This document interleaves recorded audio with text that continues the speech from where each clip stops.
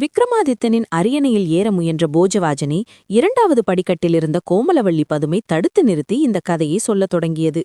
உஜ்ஜயினி நகரத்தில் விக்ரமாதித்தன் நீதி தவறாமல் ஆட்சி செய்த காலத்தில் வேத கோவிந்தன் என்ற பிராமணருக்கு 7 வயதில் ஒரு மகன் இருந்தான். ஒருமுறை தந்தைக்கும் மகளும் கடலில் நீராடிக் கொண்டிருந்தபோது ஒரு ராட்சத சுலாமின் மின்னல் வேகத்தில் வந்து அந்த சிறுவனை அப்படியே விழுங்கிவிட்டது. தன் கண்முன்னாலேயே மகனை பறிகொடுத்த தந்தை கதறி அழுது கொண்டு மன்னன் விக்ரமாதித்தனிடம் முறையிட்டார். மன்னா, உங்கள் ஆட்சியில் நீதி தவறியதால்தான் என் மகன் அற்ப ஆயுளில் இறந்துவிட்டான்.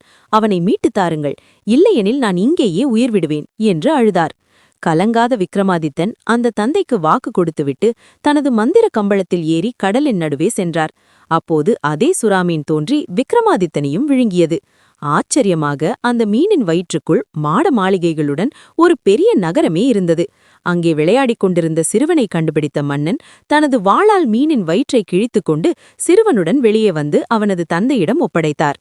இந்த கதையை சொல்லி முடித்த அந்த பொம்மை, போஜராஜனே, அடுத்தவரின் துயரத்தை போக்க தன் உயிரையே பணயம் வைத்த விக்ரமாதித்தனின் அந்த தியாகம் உன்னிடம் இருக்கிறதா?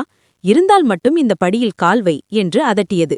தன்னிடம் அந்த தகுதி இல்லை என்பதை உணர்ந்த போஜராஜன் தலை குனிந்து அந்த படியை விட்டு இறங்கி அன்று முழுவதும் தான தர்மங்கள் செய்துவிட்டு அடுத்த நாள் வருவதாக தீர்மானித்தார். அவர் நினைத்தது போலவே தான தர்மங்களை செய்துவிட்டு மறுநாள் காலையில் புதிய நம்பிக்கையுடன் வந்த போஜராஜன் 2வது படியை தாண்டி 3வது படியில் கால் வைக்க முயல்கிறார்.